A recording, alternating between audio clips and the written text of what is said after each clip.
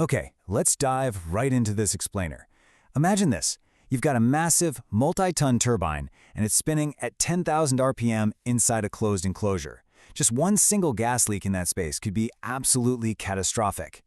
The sensors in that enclosure are essentially there to notice what your nose completely misses, and to do it in time to shut the whole operation down before a fire breaks out.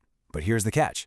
They drift over time, and honestly, calibrating them incorrectly is almost worse than not calibrating them at all. So think about this for a second. What actually happens when the sensor that's meant to save your life just silently stops working? Its one and only job is to catch a leak early. But these sensors aren't magical. If they fail, and they don't tell you they've failed, your entire safety net is just gone. And this requires a real mindset shift. You see a sensor on the wall, it looks perfectly fine, it's got a nice steady green light on the control board, but it can still be reading subtly wrong. It's really no different than that smoke detector in your kitchen. You wouldn't just wait for an actual fire to find out if the alarm works, right? You press the test button. You have to test it before you doubt it. In a high-stakes industrial setting, even a subtle error means a dangerously late warning. Or on the flip side, an unnecessary nuisance trip. Both of those scenarios severely erode trust in a system that is literally built to save lives. So, why do they start reading wrong in the first place? Well, meet the invisible enemy, silently drifting filters. Inside these gas sensors, there's a sintered metal filter element. Over time, just by existing in this harsh, dirty industrial environment, it slowly accumulates microscopic contamination. We're talking dirt, dust, airborne particles, and they all just cake over the sensor element. It doesn't break the device outright, which is the scary part. Instead, it makes it drift, slowly reducing its accuracy. And because this drift is entirely invisible to the naked eye, you absolutely cannot just look at the physical sensor and know its baseline is off. Which brings us to a super important time frame, 30 to 90 days.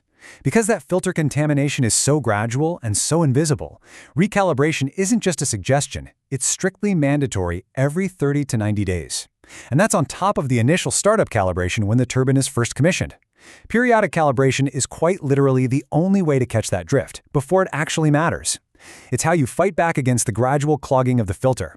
By sticking to that strict 30 to 90 day schedule, you're actively proving that the sensor is still seeing the world accurately, keeping your vital safety margin totally intact.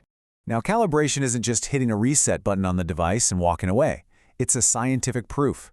You are actively verifying that these life safety sensors read accurately at 0, which means clean air, and at a very specific known test concentration. It's essentially a two-part mathematical test to guarantee that the automated response system can still be completely trusted to do its job if things go sideways. Let's actually break down how this procedure works in the field. It's a highly controlled three-step dance. Step 1 is the warm-up. And I cannot stress this enough, this is critical. It takes 1 to 2 hours depending on the exact type of sensor you're dealing with, and doing this warm-up under power is absolutely non-negotiable. Before you can even think about calibrating, the sensor needs time to chemically and electrically stabilize. If you try to skip this warm-up to save a little time, you are risking loop current drift. That electrical drift will completely throw off both your zero and your span readings later on, making the entire calibration utterly useless. But once it's properly warmed up, you move on to step 2, the zero calibration, and then finally step 3, the span calibration. Let's zoom in on those last 2 steps because they form a really tight sequence. First up, the zero calibration. This is where you're confirming there are absolutely 0 background hydrocarbons floating around. You expose the sensor to perfectly clean air and adjust the zero potentiometer until the instrument reads exactly 0.000. You're explicitly telling the computer, hey, this is what safe looks like. The second that 0 is firmly locked in, you immediately pivot to the span calibration. This is the fun part. You apply a strictly defined test gas concentration, usually a methane blend, sitting at roughly 50% of the lower flammable limit, or LEL. You hit the sensor with that exact gas, watch how it responds, and adjust the span potentiometer until the readout hits that exact target reference value. Boom!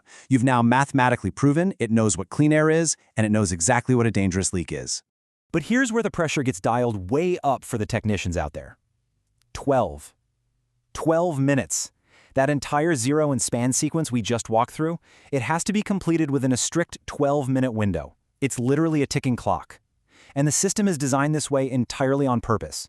From the exact moment you trigger the calibration sequence, you have exactly 12 minutes to finish both the clean air zero and the test gas span. So what happens if that 12-minute clock hits 0 before you're done? Well, the system logic is ruthlessly simple here. Incomplete, equals auto-revert, not guess. That is a hard-coded safety logic programmed directly into the turbine's control system. If you are at 11 minutes and 45 seconds and you haven't fully locked in that span target, the moment that clock runs out, the system automatically aborts the whole attempt. It throws out whatever adjustments you were just making, reverts straight back to the previous calibration values, and immediately flags a failure on the control board. It will never guess what the right value should be, and it is definitely not going to wait around indefinitely for you to finish. The absolute golden rule here is that you can never, ever leave a life safety sensor in some unknown half-calibrated state. That automatic 12-minute timeout, it's a brilliantly designed safety mechanism. It's there specifically so that if you get interrupted, distracted, or you're just doing it wrong, you can't accidentally leave the system compromised. It either completes flawlessly within the window, or it reverts to the last known good state. If you do get a timeout, that's not just a prompt to quickly try again. That is a real event requiring immediate investigation. You have to stop and figure out exactly why it ran long, just to ensure there isn't a fundamental underlying problem with the sensor itself or your procedure.